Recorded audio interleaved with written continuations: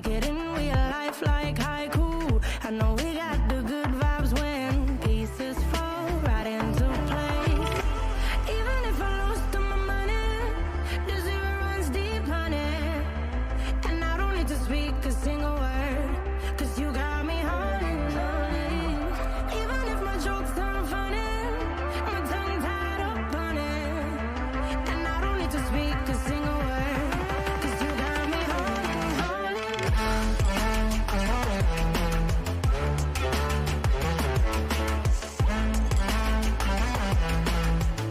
'Cause you got me holding, holding.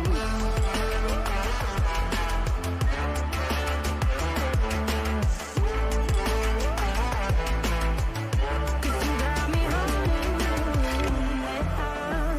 Play me like a bass guitar, simmer down and mess me up, tripping like I'm Jimmy at Woodstock. Drive me around in your red Ford, shivers down my spinal cord. Oh, oh, oh, oh. 'Cause you got me holding, holding. Even if I lost all my money, the zero runs deep, honey. And I don't need to speak a single word, 'cause you got me holding, holding. Even if my jokes aren't funny, my tongue tied up on it. And I don't need to speak a single word, 'cause you got me holding, holding.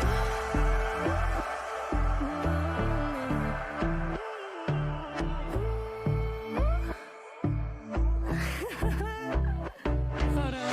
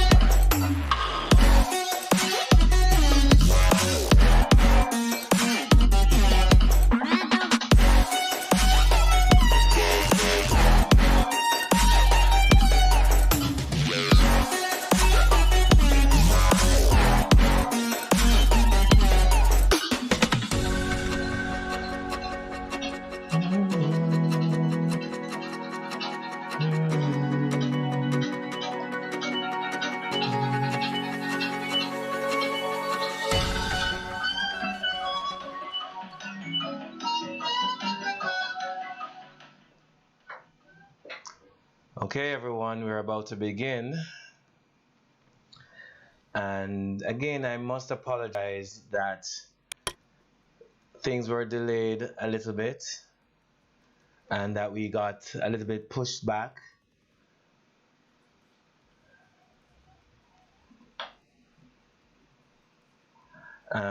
It is my hope that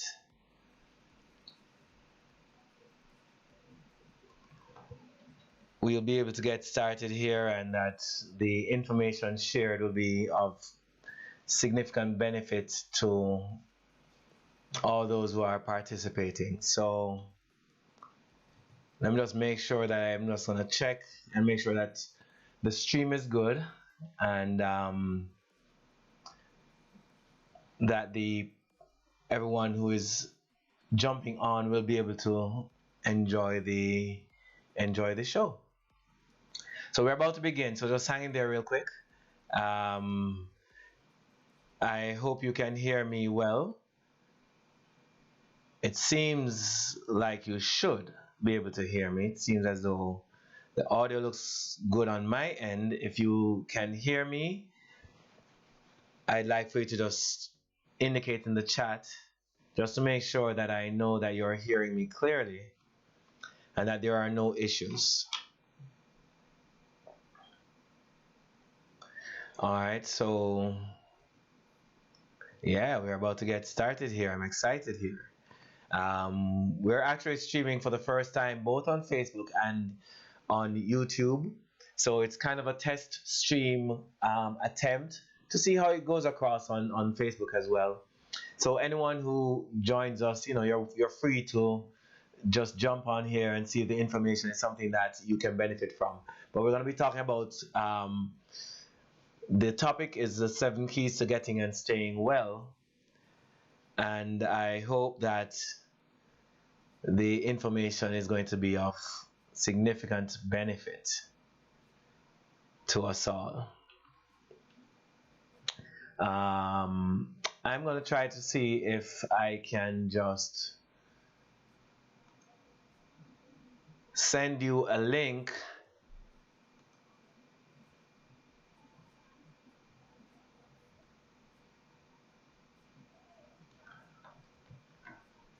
I'm going to try to send you a link to a file that I'd like for you to download, which is the handout that goes along with this lecture, so that you can really get the information, right? So let me look here real quickly.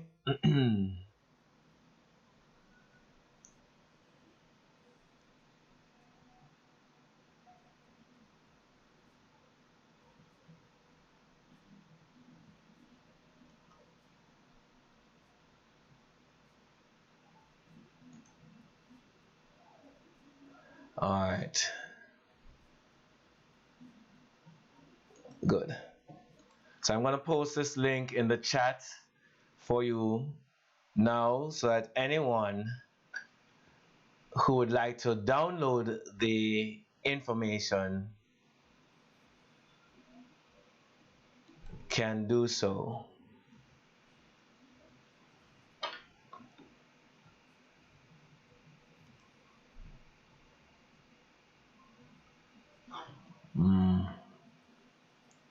Let me turn off Google Chrome here, because that looks like it's going to cause a problem.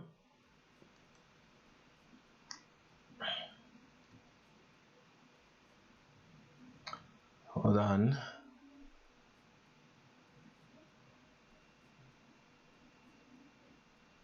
All right. Good. Let me see if that's going to fix my YouTube stream quality. There was a little issue there for a second. Bear with me, bear with me, bear with me.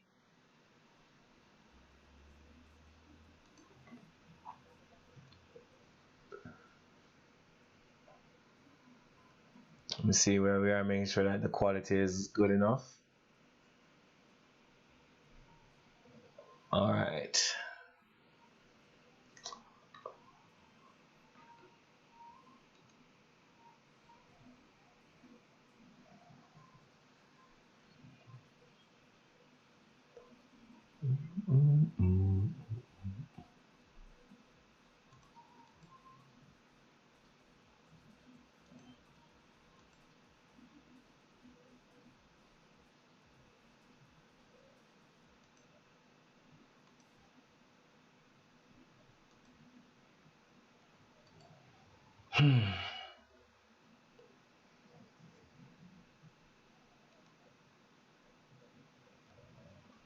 Let me see where we're at.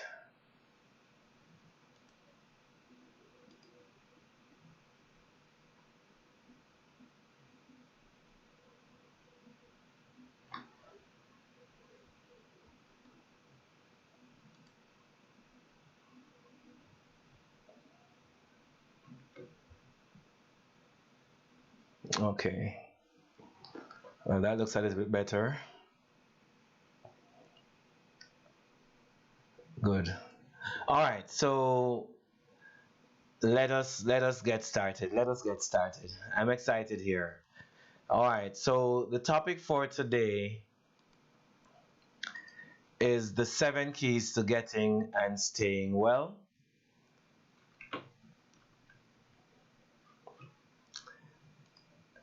And I'll just bring over my information here. So the 7 keys to getting and staying well, the link has been posted in the chat. Just make sure, please, that you click on the link, download the form, and it's a fill in the blank form. So you should be able to fill in the blanks in that, and whatever item you see as a bolded item on the PowerPoint, that is what you're going to be using as the things to fill into the blank spaces. So this will heighten your experience. This will heighten your appreciation of what we're going to be discussing. So I do hope that you find that to be true. All right.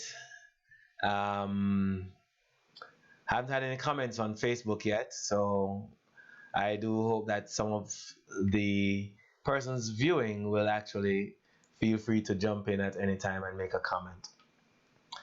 So the 7 keys to getting and staying well, and this is what the handout will look like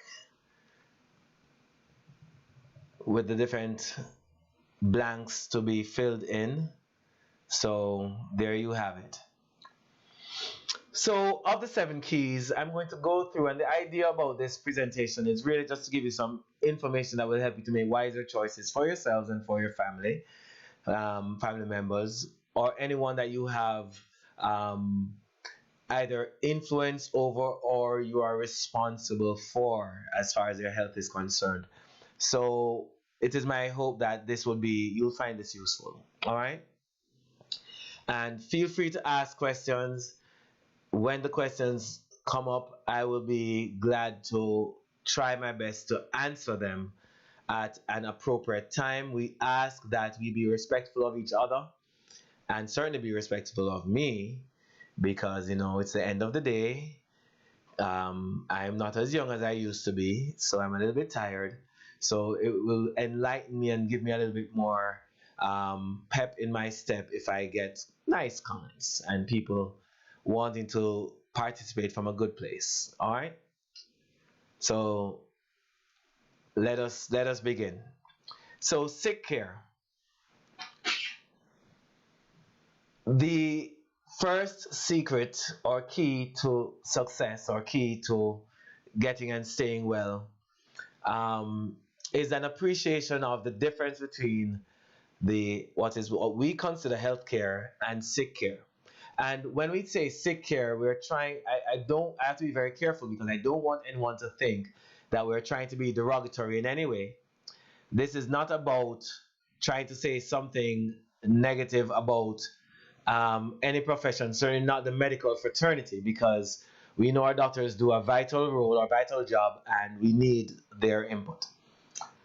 But there are downsides to the system the way it is established, and if you understand what the strengths are of the system, what the weaknesses are, then as you are a participant, a consumer of the healthcare system, you will be able to make wiser choices as you go along. One of the issues that we have as it relates to the system is that primarily it focuses on those who are sick. The focus of the system is on those who are sick, those who are ill, those who have an issue. It is not focused primarily on those who are well or those who are healthy. And so that is the primary or the initial concern about the system. Because whoever your primary focus is, or whoever your primary your target market is, will influence your modus operandi, your way of doing things. And so because the current healthcare system is focused on caring for sick persons, then the system is geared around the sick. And so persons who they don't really have a disease necessarily, or they might have an issue, but they just want to achieve a higher level health. They want to achieve health on a higher plane, if you will. They want to obtain wellness or live a wellness lifestyle. Then what we find is that these persons will have very little benefit in going to the healthcare system, because that's not who the healthcare system is targeting. And so there are many people who frustrate themselves. I hear people say all the time, I went to the doctor, I have a headache, I went to the doctor, I don't want no medication, but all they give me is prescriptions. If you don't want medication, why are you going to a medical doctor? Because medical doctors are trained to prescribe medications. That's the main way that the medical system helps persons, through prescription drugs or through surgical interventions or some other interventions to help save lives or ease suffering. So if you don't want to be on medication, why would you go to a place where your likely answer, the likely solution, recommendation is going to be take some medication? I heard people who also say, you know what, I don't want to do any surgery, but yet still they're in a surgeon's office saying, I don't want to do any surgery. Why are you in the surgeon's office? If it is that you don't want surgery, why are you in the surgeon's office? Right? So by understanding what each participant or each provider is doing for you or able to do for you, you can pick your providers more carefully and more appropriately. And it is my hope that people will start doing that. There are people who come to a chiropractor. I have people come to me all the time and they say, but Dr. Gardner, you're not going to give me any medication. I said, no, I don't prescribe medications. That's a medical doctor's prerogative. They are the ones who are trained to prescribe. We have no prescription rights. So we do not prescribe medications, nor would I really want to prescribe any medication, because medications, for the most part, don't solve problems. They ease suffering, they may ameliorate symptoms or alleviate symptoms, but they do not solve the underlying cause of the issue, save and apart from medication for infections, whether it is an antibiotic or an antiviral or something of that nature. They are more designed to address an infectious cause. But there are many things to be said about that. So I just leave it there, right? So the system is designed to take care of the sick, and because of that, the system is considered to be a reactive system. It is reactive, and by reactive we mean something has to go wrong first, and after that thing has gone wrong, then the interactions or then the intervention can come. The system doesn't cater to those who don't have an issue. The issue has to happen first, and that's a difference, because this is sick care. This is caring for the sick. Please understand. If what you want is to be optimally healthy, right, and have true health and wellness or vitality, then you need a different approach altogether. You need a proactive approach, a preventative approach. And I know there are many people who believe that doing laboratory tests or doing mammograms or doing MRIs or what have you is preventative or is being proactive, but it is not. So I'll try to explain the difference, right? When you take a lab test, a blood test, what the blood test is looking for are things that are in range or versus things that are outside of range. If something is inside the normal range, then you're considered to be normal. If something is out of range, then you're considered to be abnormal in that area. And because of that, you find that the best that lab tests can do is show you earlier when something has gone wrong, but it doesn't prevent anything from going wrong in the first place, nor is it really a prevention strategy from getting a disease per se, because the issue has already happened by the time you have a positive test. Tests are looking for things that are outside of the norm. All right, so that's that. But if you want to have a real proactive approach to healthcare, then you have to now look at things that will prevent the breakdown of the body, if at all possible, first. That is where your focus needs to be. So true healthcare is proactive, which means we have to act before things start to go wrong. And I'm going to talk about ways that we can do that, right? Well, that's the primary difference between what we would consider to be sick care, which is reactive, versus true health care, which is being proactive about health. Did you realize, all the listeners here, that the number one reason for persons to go to a healthcare facility is because of some lifestyle condition? They have some disease process that has caused them to break down, caused them to get sick. Now, this disease process, most of the times, even during the COVID time, has nothing to do with any kind of an infection or any kind of, um, you know, communicable type disease. All of these are considered, the majority of them are considered non communicable and are caused by a fault in our lifestyle, the way we choose to live. That is what's causing the problems for most of us, or most persons who certainly will visit the healthcare facility in pursuit of healthcare intervention.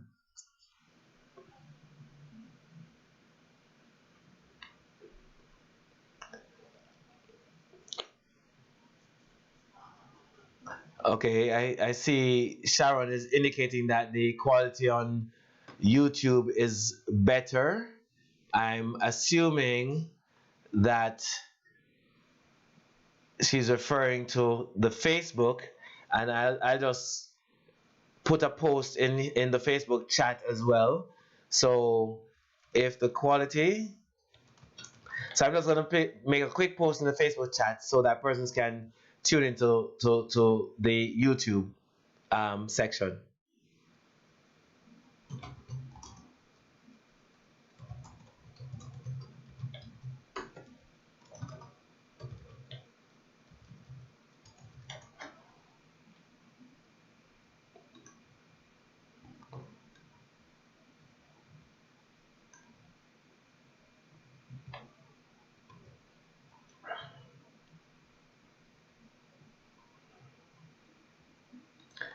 Uh-huh. Let's see if that does it. Good. So let me get back, okay? Because it's important that we kind of strike a balance for people, because there's so many people who are trying to use medications to solve a lifestyle problem. And I'll give you some examples of lifestyle problems. And if you don't know what these lifestyle problems are, that medications are not the solutions for them, then you're going to be, making bad choices for yourself. So here we go. An example of a lifestyle problem that medication cannot solve is diabetes. There's no medication that solves the problem of diabetes. Medications will allow you to function with your diabetes, but they do not solve the problem of diabetes. In other words, you will continue to have diabetes for as long as you take any diabetes medication. That is a fact. Anyone disagrees, please let me know. You're welcome to indicate such in the chat. All right. Hola, Carilia. Hola. All right. So that's that. Next one. Heart disease. I know a lot of people are taking cholesterol lowering medication, thinking that cholesterol lowering medication is going to solve the problem of heart disease, and it does not. Most people who have heart disease that are on cholesterol lowering medication will continue to have heart disease. And I say most people because some of them will die before the heart disease ever will start to be reversed. Heart disease does not get reversed with cholesterol lowering medication. If you did not know that before, you need to know that now. And so I know a lot of people who faithfully take a lot of drugs thinking that it's going to solve the problem for them. Heart disease is a lifestyle problem. The only solution for a lifestyle problem is a lifestyle change, not drugs and not surgery. Now, drugs and surgery do have their place because it may ease your suffering, it may prolong your life, but it does not solve the issue. So please understand what I'm saying and what I am not saying. And this is not to bash the system, because it has its role. And there are some people who will never change their lifestyles. And for those people, they must be medicated for the rest of their lives until the time they're called back home. So there you have it. So as we continue, now looking at the whole issue of how do we change lifestyle, how do we change our behavior? Because if we do not have an appreciation for how our behavior impacts how we experience health, then we'll never change it. And there is something that impacts our behavior more than anything else, and that is how we think, our mindset, our belief system, the way we view the world, our worldview. That is what determines the choices that we make and the likelihood of us being able to successfully modify our behavior in a way that helps us to be healthy. So let's talk about how we can adjust our thinking, because there are two ways that people think. One is according to what we call the illness model or illness care, and one is according to wellness care. And I'll just interject to say quickly here now that the illness care approach is taught to us primarily by the pharmaceutical industry. That is a fact. People who don't have facts often say that's a fact, but so I'll not say that just in case you want to use that as an argument against me. But it appears to me that it is true that the majority, the source for these types of thoughts come primarily from the pharmaceutical industry. I'll leave it that way. All right. So how does the pharmaceutical industry teach us to think? And when I say that, what do I mean? Well, look at the ads on TV, these different drug ads on TV. They tell you that if you have a blemish on your skin, you need to take this or that particular drug. Otherwise, you won't be able to go to the pool with your friends and take off your shirt, or you won't be able to hang out with the family, and you will not enjoy a good quality of life. And then they show you how the person is so happy now that they're on the drug, not explaining to people that the drugs do not solve the problem, but they may improve the appearance of the problem. And as soon as you stop taking the drug, the problem will ultimately return because it's not been solved. And there are some drugs out there that are very dangerous, and even though they will oftentimes not highlight, but they will mention the side effects or some of the ill effects of some of these medications, they do it with a background of music or a background of a loving family, holding each other, loving couple, reuniting, or something in the background that distracts you from what is being said, so that what is being said doesn't sound nearly as bad. I don't know, am I the only one who sees this? And this is using imagery and sounds to manipulate or to influence how we interpret what we're actually hearing. So that is that. Now here's the way. There are three ways that we're taught to think according to the illness model. The first way is, if we have an issue, they try to convince us that we need to ask our doctors, or we need to go to our doctors and ask, what can I take in order to feel better? So the goal of the system is really how to feel better, not how to get better, which is a wellness thought, but how to feel better. So it is far better to change your mindset from simply wanting to feel better to asking a question. If you go to your doctor, you say to your doctor, "Doctor, I have diabetes. How can I get better from diabetes?" That's a serious question. How can I recover from diabetes? How can I heal from diabetes? How can my diabetes go away? That's a very interesting and important question. And there are people who will say that, oh, there are no studies to suggest that diabetes can ever truly go away. and yada yada yada and all these things. I hope that none of the doctor friends that I have will ever say something like that, because there is an overabundance of evidence to suggest the very thing.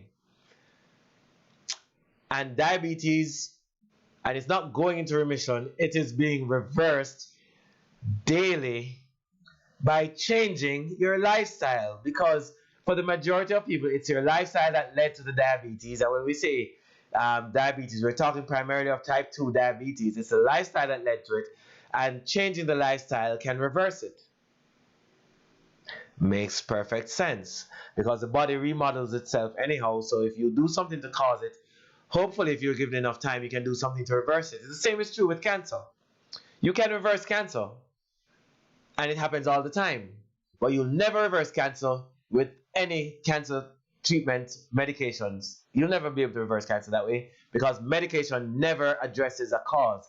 They always address the effects, save and apart from medications that involve treating infections. Still debatable, but yes.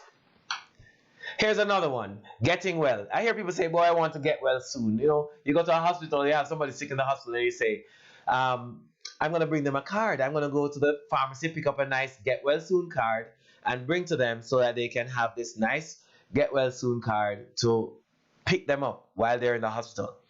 Well, the idea of wanting or wishing to get well is really just that. It's a wish. It's a fantasy. It's a hope. It's a dream. It is a desire. There's no action involved in it. So if your hope is to get well, then you're saying that you wish that somebody will have a magic wand that they can wave over your head, and you miraculously will be in a state of wellness. Well, that's not the way it works, okay? Wellness is not about the destination, people. And if you did not know that before, you need to know that now. I would dare say that even though there are people who have are living a vital life, a vital existence, wellness is not about the end point of having vitality. Wellness is about the journey. It is what you do each day to keep you on a particular path that ultimately moves you closer toward vitality and further away from death and disease. In fact, we call this the health continuum. And the health continuum goes from death and disease to optimal health and vitality. Death and disease is on the lower end of the continuum. Optimal health and vitality is on the upper end. And this is how it works. You are moving, it's like, think of it like a straight line, right? From death up to vitality. Everyone is on the continuum at some place along the journey. Everybody is someplace along that continuum. Either you're down to the end, near to death and disease, or you're up at the upper end where there's optimal health and vitality. Everyone is on this continuum. And if you do nothing but live normal lives, you are going to slip downhill toward death and disease.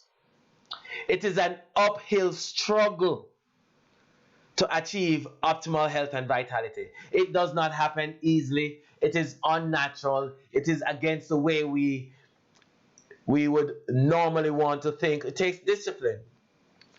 But you know, I treat a lot of sick people. And the good thing about treating sick people is that I recognize something very important. I don't want to be one of them. And the same can be said about persons who are poor, because I used to be very poor. Right? Everybody has their own levels. For everybody who is poor, you have people who are poorer, right? But you know, reasonably, I used to be reasonably poor in my young adult life. Um, I remembered as a young adult, and I say poor because if you only purchase clothes when your clothes are so worn out that they are of no, you can't really wear them anymore, then maybe you're a little bit on the poorer side. If it's because of affordability. And then when you go to buy some clothing, you go if you go into a store, you don't even walk around the store looking for something that you might like. You immediately ask the store attendant if they have a clearance section. That is how I shopped. It's not being thrifty, I just didn't have the money to buy what I wanted. So I would go to the clearance section, and within the things in the clearance section, I'll see if there's anything that I like. And then even in the clearance section, I'm going to see if there's anything that is probably a little bit damaged that I can get a further discount. Things. So I recognize very early that I don't want to be poor and I don't want to be sick. So I had to change my whole approach to life so that I could avoid both things. And I think I've done a good job in doing that. And so far, to say I'm on no medication, the last time I took a medication, I took antibiotics for some procedure that I needed to do about 2 years ago. Not because I had an infection, but because I had to do this procedure, they wanted to make sure that in the case that I had any infections, that it wouldn't create a problem. And so that's that. I also had another dental procedure about 5 years ago, no, about 8 years ago, and where they had to do a root canal. And while doing that procedure, I was given cataflam or Voltaren or some diclofenac type medication for pain. I took one right after the surgery, didn't take any more. But that was about the only time I took. I don't take medication. Not because I don't want to, but because I don't need to. My health status is excellent. My blood pressure, my blood sugar levels, my health status is excellent. And it's not coincidence why it's excellent. And it's not luck why it's excellent. I work at it. I eat a particular way. I exercise in a particular manner regularly, consistently. I have a very healthy outlook on life. I live a happy existence and a joy-filled existence, and I have a very healthy and intimate relationship with the creator of the universe, God himself, Yahweh, Jehovah, Elohim. I have a great respect for what you need to do to be well and what you do to be sick. And I do everything in my power to be well because I do not want to be sick. Now, invariably, everyone will get sick. But it's what you do to reduce the likelihood of you getting sick that's going to help you to stay away from hospitals. In fact, I only go to hospitals to visit people. And if I'm going to a hospital in the future, more than likely it will be because of some trauma, but not because of some lifestyle disease, because I'm not living a lifestyle that's going to be leading me in that direction. All right? So if you hear me, hear me well. All right, so let's move forward again because I want us to continue because this is good stuff, right? Now, as I indicated before, getting well is a wish. What's more important than just simply wanting to get well is asking the question, what do I need to do in order to stay well? And now, when you think about staying well, automatically your thought shifts from just a wish to achieve to something that you have to do on an ongoing basis so as to maintain. And if you have that mindset, then you have a better chance of obtaining it, achieving it.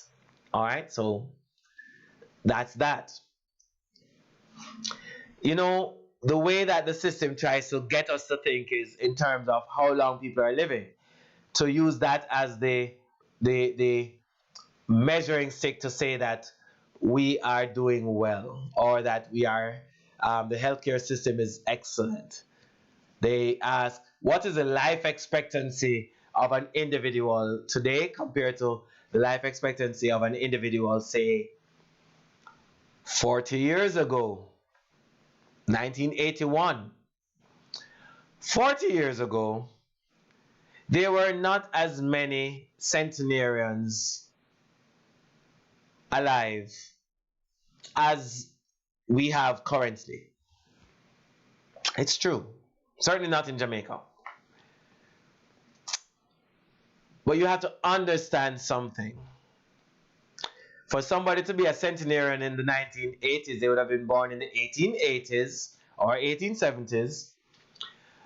And there were a lot of challenges in the adult life of anyone born in that time.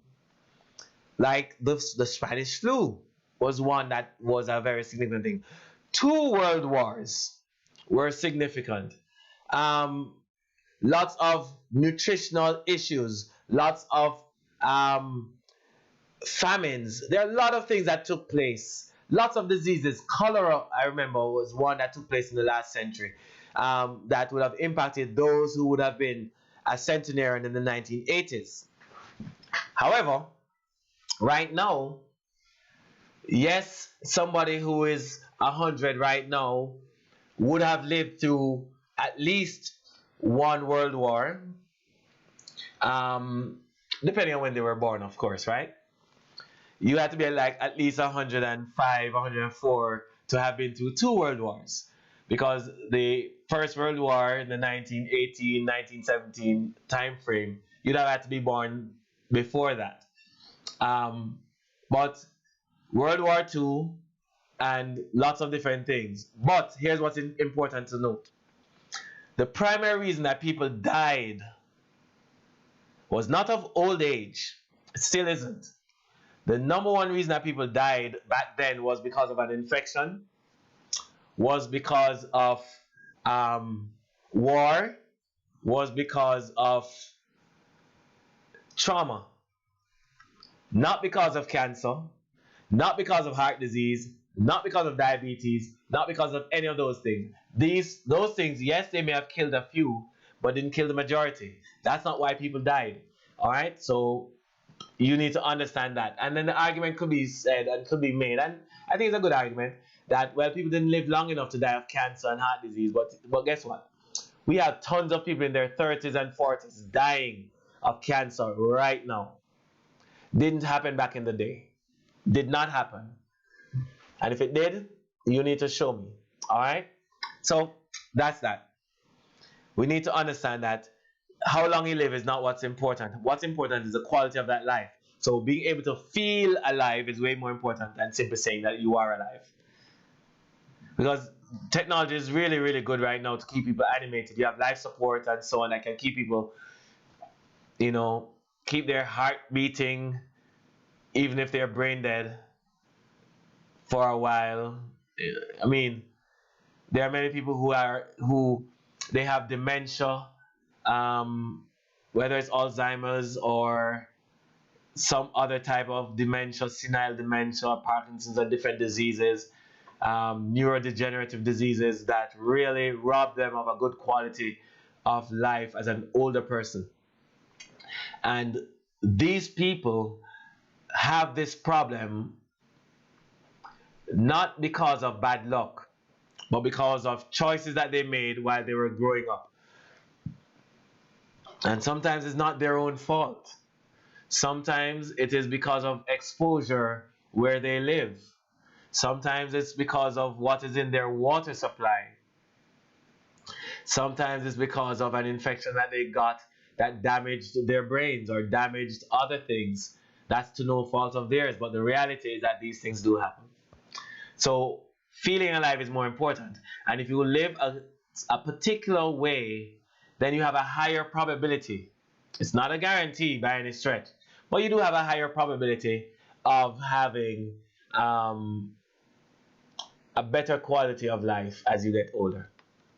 So simply, feel, get, stay should become get, stay, feel. When you change your mindset, oftentimes people think it's a large change, but no.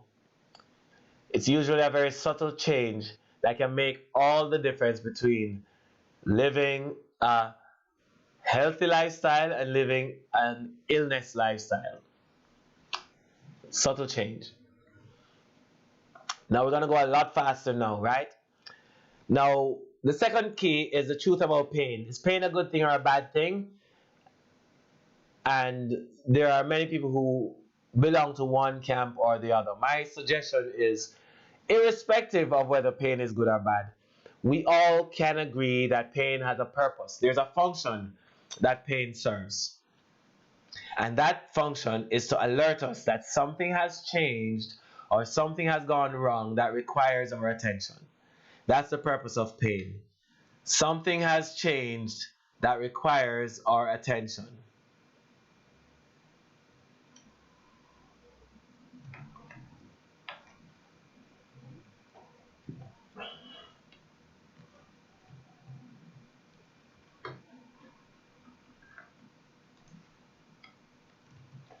Now, there is a problem with pain, however. And the problem with pain is that you cannot trust pain to always tell you. Pain is not always honest enough to tell you when something is wrong. Sometimes something is wrong and pain keeps it a secret from you. In other words, you can have an issue that could even be life-threatening and there's no pain. There's a close family member of mine who got her finger caught in the door and it was slammed completely, the door was slammed completely shut with a finger caught in the door jamb. I felt more pain for her than she was feeling at the time. It's interesting. But during that instant, because of the whole adrenaline and everything, she felt almost no pain. Crazy. How can you slam your finger in and feel no pain? Well, if you have enough adrenaline, it can shut off your perception of pain. You know, you have people who, there's an explosion, there's something. I remember in 1986, I think it was, I had just left from Halfway Tree during Christmas shopping, and later on heard that one of those balloon cylinders exploded, and there were people who the blast tore off limbs, cut off their feet, cut off their legs or arms and different things. And there are people whose limbs will be severed and they did not realize until they tried running away and falling because they did not have a leg. So, and they felt no pain. So sometimes your pain is a very interesting thing and doesn't always tell you that something is wrong, right? Look at cancers. Most cancers can happen and reach advanced stages with absolutely no pain whatsoever. Breast cancer is one example of that. So pain don't always warn you. Now, being healthy and feeling good are not equal to each other. They're not the same. Good health is not the same as feeling good. So if you want to know if you have good health, you kind of have to check to make sure all the functions of your body are working properly. But sometimes it's not practical to always be able to check all the functions of your body. So what do? If you're not able to check to see if all the functions of your body are working properly, because there's really no single test that tests for everything. An executive profile, as we call it here in Jamaica, or a complete lab test, CBC, complete blood count, and electrolytes and whatever else, and urinalysis. These things will give you good information about your body chemistry, but there are many things that could be going wrong that these things will miss. So there's nothing that tells us everything. So I'm going to suggest something more important to do than simply trying to do blood tests to determine how well you're doing. What I'm going to suggest is this. Start looking into what it takes to be healthy and focus on doing those things. And when you do that, it's going to minimize the likelihood, not eliminate totally, minimize the likelihood of any disease setting in. And if you do those things, you will recognize that your quality of life is going to go through the roof. I have an excellent quality. I love my quality of life. I'm grateful to God that I am healthy, but I also recognize that my good health is not because of just luck of the draw. My good health is because I've made good choices over several years. Now, I'm a vegan now since November of last year. I've given up all meats. However, since July of 2013, I was eating only fish as my only meat. So I changed my diet from July 2013 to fish only, and seafoods, other seafoods as well at times, not regularly, but it's primarily fish as the only meat source. And now completely vegan. And I can tell you, things just work better. I feel better. I've lost weight. I don't know if that's a good thing. A lot of people prefer when I had a little bit more fat on me because apparently I look good in fat. Go figure. But yes, but feeling good and good health, right? If you want to have good health, your function needs to be healthy, and you need to do things necessary to promote your healthy function. So we need to trust the way our bodies are working and not simply how it's feeling. I'm just gonna change something real quickly because I wanna kind of point out a couple of things to you. When you look at the whole the systems of the body, there are several systems of the body. Right here we have 10 of the human systems listed. We have the immune system, digestive system, cardiovascular, integumentary system, respiratory, endocrine, reproductive, excretory, musculoskeletal, and the nervous system. These are all very important systems of the body, but I want to point out that of all of these systems, there is actually one system that governs and regulates the function of all the other systems. Who knows what system that is? Dun, dun, dun, dun. That system is the nervous system. The nervous system governs and controls all the other systems of your body, and for that reason we call it the master control system. Now, what's interesting about the nervous system is that the nervous system travels through the spine. The nervous system travels through the spine. And so from the brain and spinal cord, which runs down through the back here, all the nerves that exit the spine to go to the various parts of the body has to do so through the bones of the spine. And if you have a misalignment of the bones of the spine,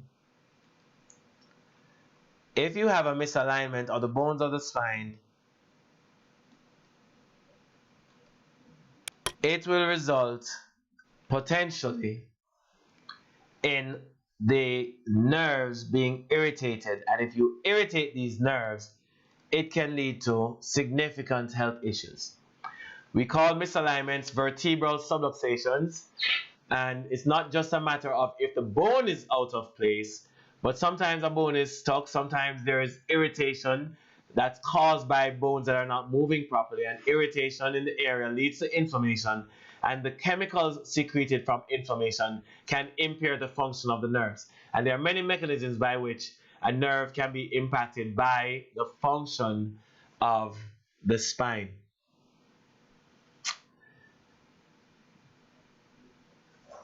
And this is why chiropractic works, because chiropractors realign the bones of the spine and in some instances will restore the proper function of nerves, but not in all instances.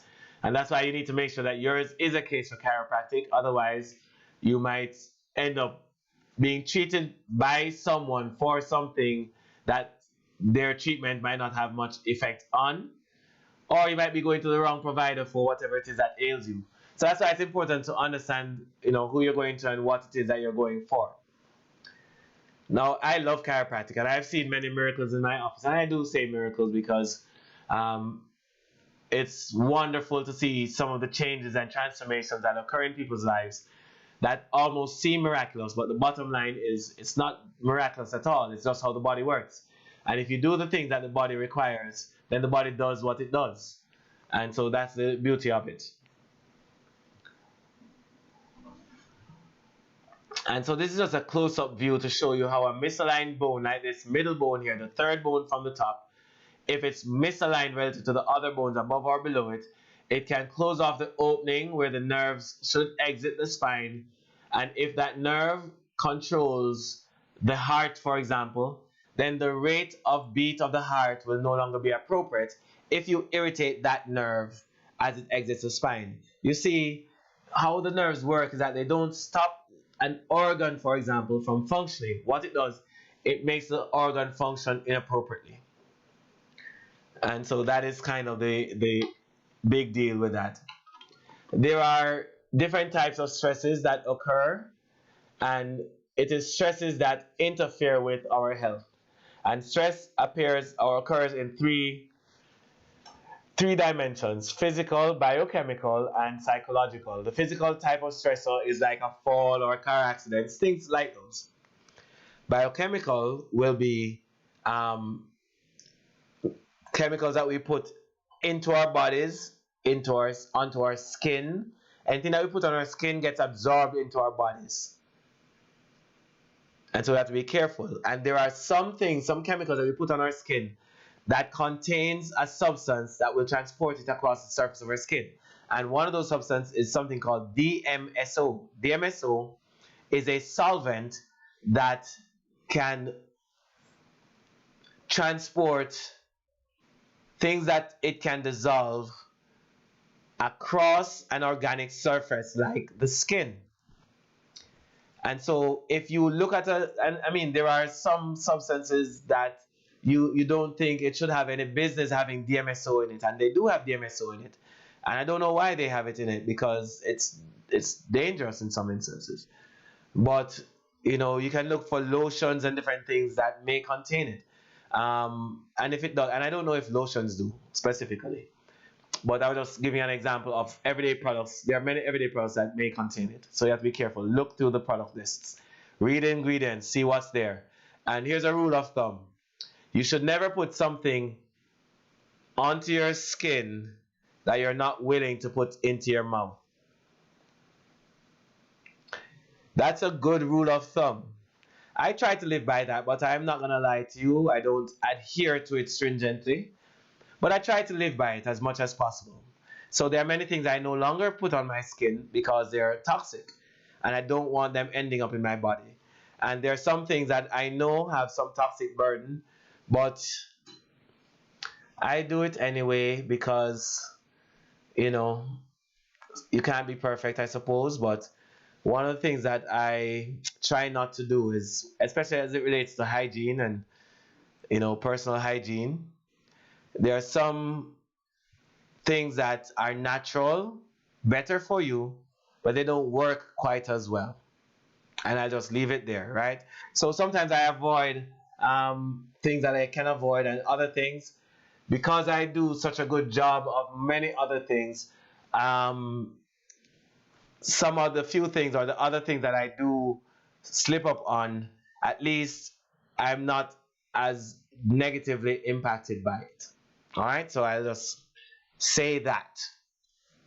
Hopefully.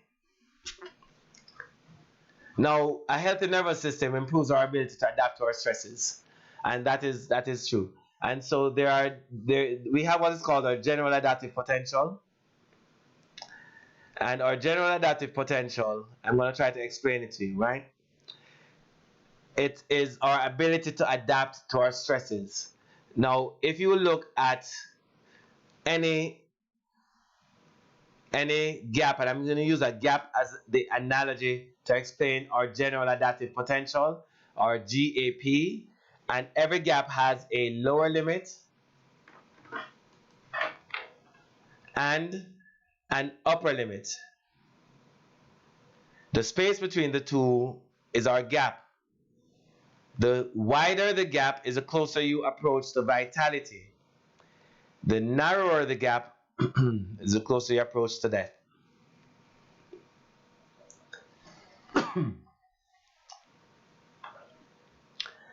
Things that push down on our upper limit is our ES, our external stressors, or our environmental stressors.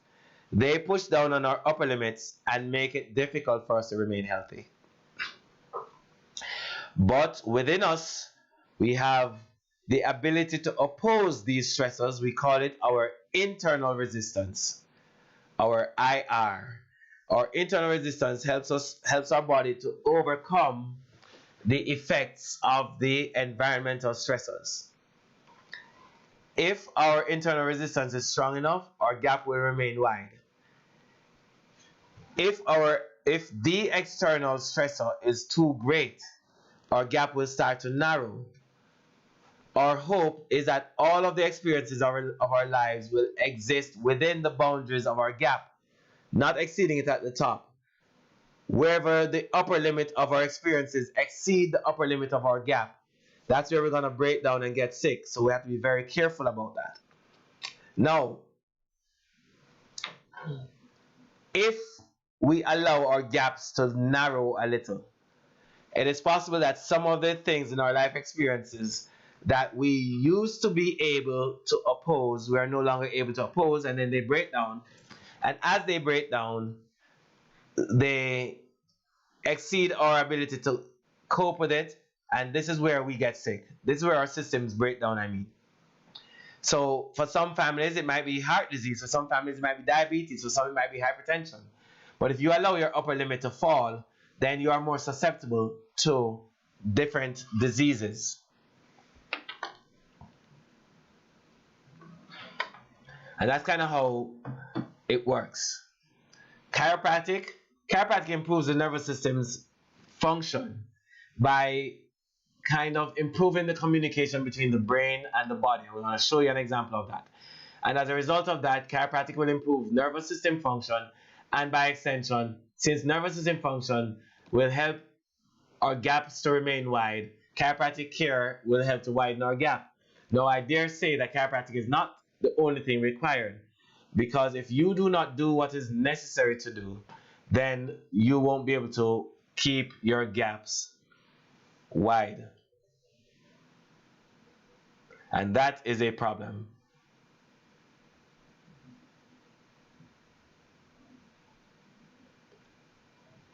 And that is our problem.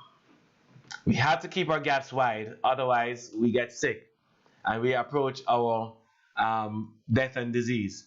And thank you for that, Newman. I see that comment. You're very welcome, and I'm very grateful to have you participate with us tonight.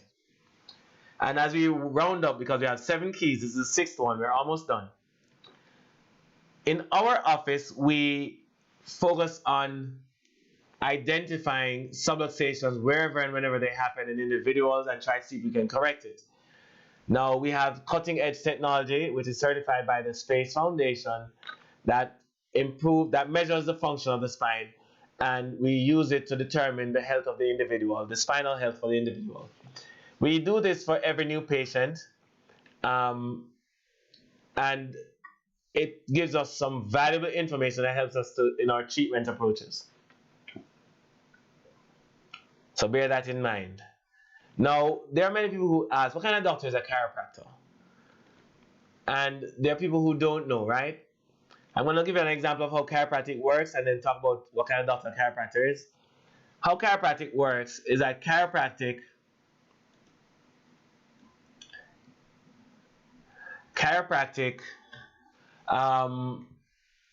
improves, as I said earlier, the communication between the brain and the body. And if that hypothesis is true, then there must be some way of measuring this. And indeed, there are many ways of measuring this. So I just give you one way right now. The first way, or this way here, is by a simple test that this lady was asked, a regular lady, was asked to wiggle her left ankle. And as she was asked to wiggle the left ankle, they measured her brain function before she got adjusted. And then they measured it again after she was adjusted. And what they found was remarkable. And I'm going to just kind of show that to you now. Before the adjustment, she had all these areas of lights all over her brain. The areas of light represent areas of activity in the brain. The more areas that you see lit up is the more work being done by the brain to do the task. Versus after the adjustment, you had fewer areas of activity. The fewer the areas of activity means the better you're able to adapt or do the task at hand, because it's less work for the brain. Before the adjustment, after the adjustment. And so what you see is that her body actually is operating way better having had the adjustment than before.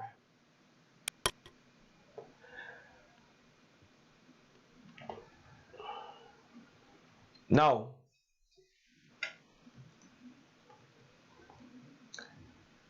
what kind of doctor is a chiropractor?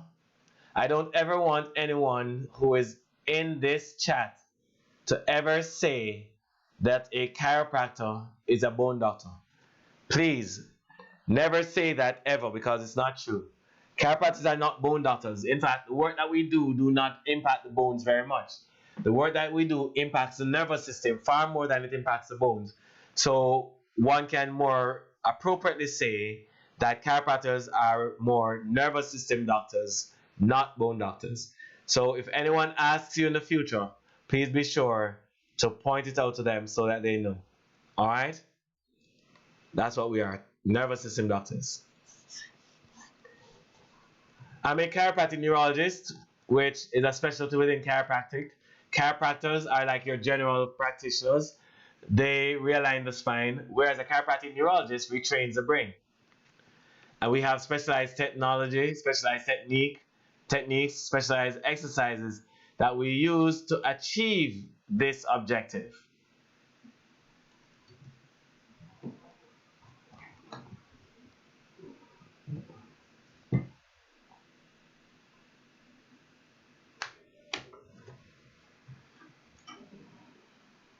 So, what are some of the things that we treat at our office? At our office, there are many conditions that we have treated neurologically. The unfortunate thing now, and I don't say this as any gloat or bragging anything, we have such a long waiting list at our office that it makes it really difficult to do the kinds of work, the neurological work that's necessary to really help a lot of these patients. But there are things that can be done to help many neurological conditions, but the setting right now is not conducive for that. My hope is that we can get an assistant or an associate doctor into the office to assist us with our patient management, so that we can be better able to supply the needs of a wider demographic of people.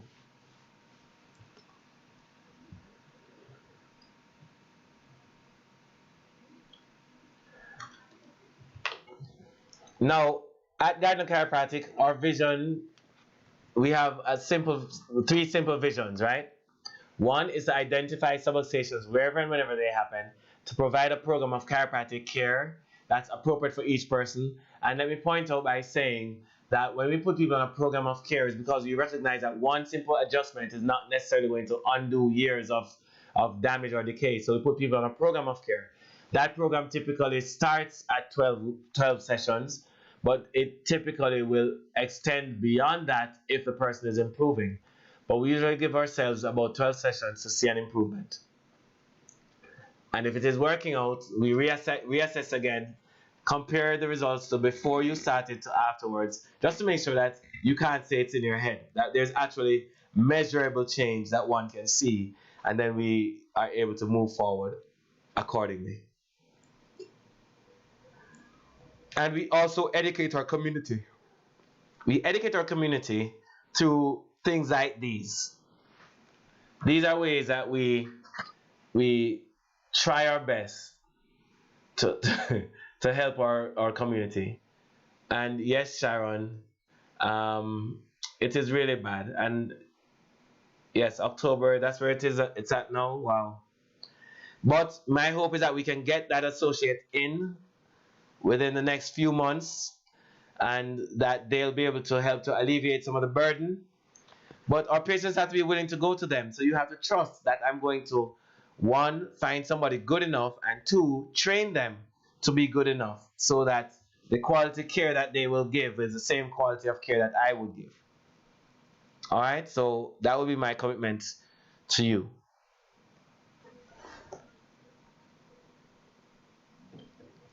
Now, it is our responsibility to take care of our health and well-being. And the key to getting and staying well is for us to all take responsibility for our health. If we fail to do so, then whatever happens as a consequence is on us. So please, that is critical. Now, just to point out that we have testimonials on our YouTube page. So please, if you visit us on YouTube, just go to GCN Jamaica on YouTube. Or no, sorry, Gardner Chiropractic on YouTube. That's Gardner Chiropractic, Chiropractic. That's Gardner Chiropractic. If you go to Gardner Chiropractic on YouTube, it will take you to our channel, which will show you our testimonials. Feel free to browse through these testimonials. There are some very powerful ones on there. So, what's our special offer for tonight? I ask those of you who are on tonight to indicate your name in the chat. If you fail to indicate your name in the chat, then you won't get the benefits that are being offered. So please, make sure your name is in the chat so that we know that you're on. If you're an existing patient of ours, you don't need to, well, you need to make sure that you answer in the chat or something, otherwise we won't know that you're on, so that you can get that benefit. And those who are new patients, if you want to receive this offer, you're going to have to do one extra step, which is to send an email, and I'm going to post that email here shortly. All right? So what's the special offer? The special offer is this. For anyone who has listened tonight and would like to come in for a new patient examination, we are offering for anyone who have listened a 40% discount on the new patient exam cost. That is actually a very good discount. We don't have many discounts that we offer in our office at all, but that's one. For our existing patients, not only will you get a 20% discount off your update examination, that is at the end of your treatment plan, there should be an update exam, you will get 20% off that update examination. Not only will you get 20% off that update exam, but you also get a 20% discount off one treatment per person that you refer. So if you refer 5 people, you're going to get a 20% discount off one treatment 5 times. I don't want to confuse it, but so I'll just leave it there, right? And the last thing is, there is what we call a phase discount, where at the end of each phase of care, you automatically get a 10% discount. addition, and these can all be added to each other, right? So that's that. So bear these things in mind. So email address, the email address is appointments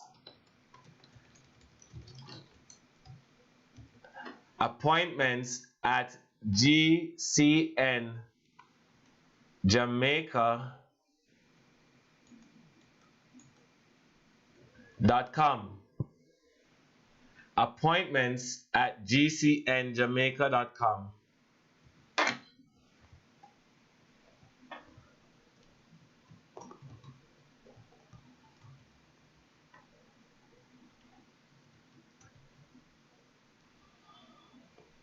All right.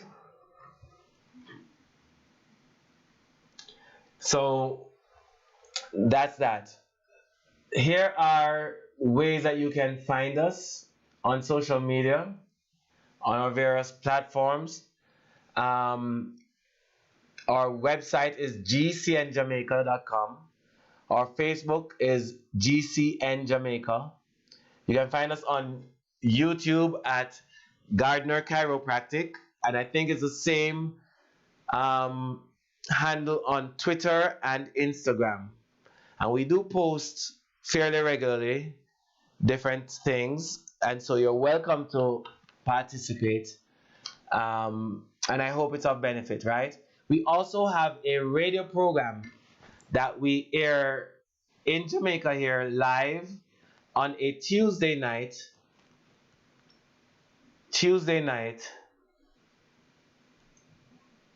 at 8 p.m. Jamaica time for 1 hour. It's called Back to Health Talk Show. And the URL, it's streamed live on Facebook. And the URL is facebook.com/Back to Health Talk Show. So please be sure to write that down.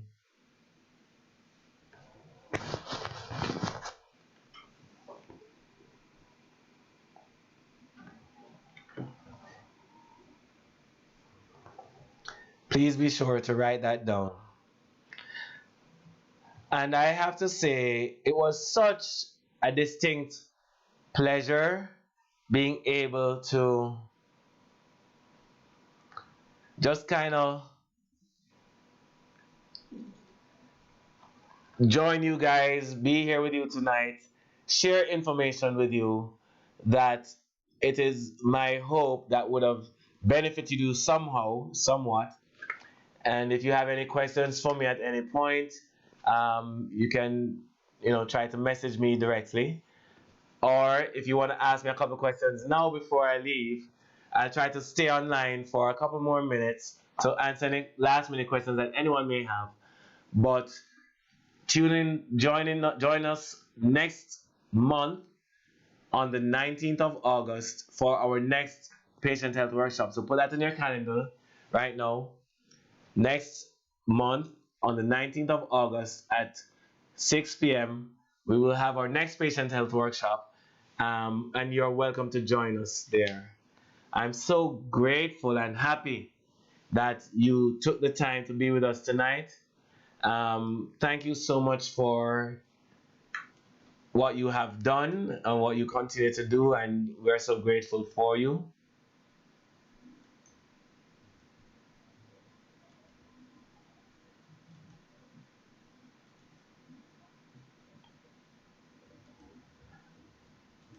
So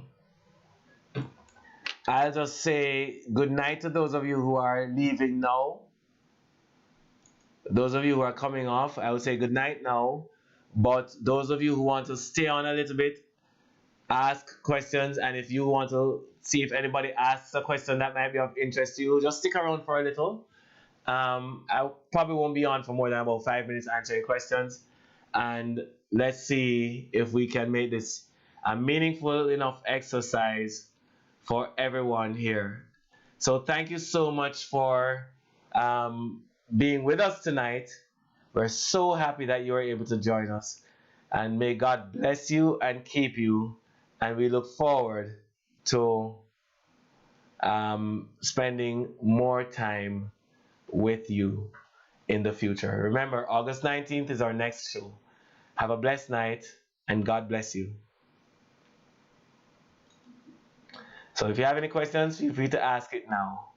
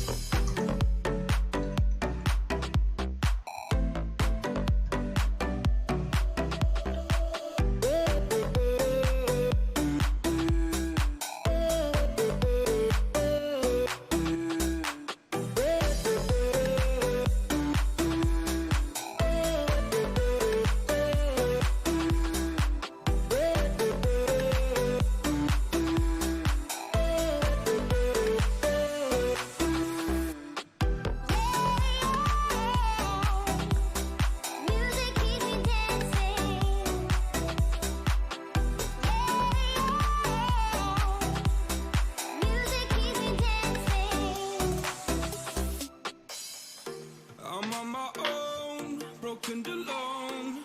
I feel the rain crashing down all around this empty town. I'm searching for the lost and found, but you don't care, you're unaware. Keep moving like the scars aren't even there. It's in the air like a blazing flare. Just stare, 'cause the flames will burn us. I thought you were the one for me.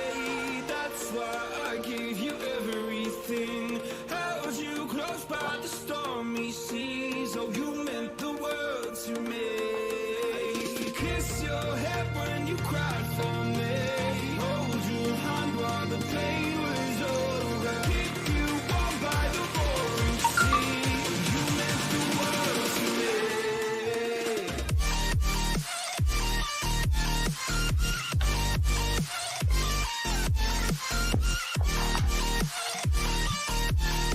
Oh, you meant the world to me.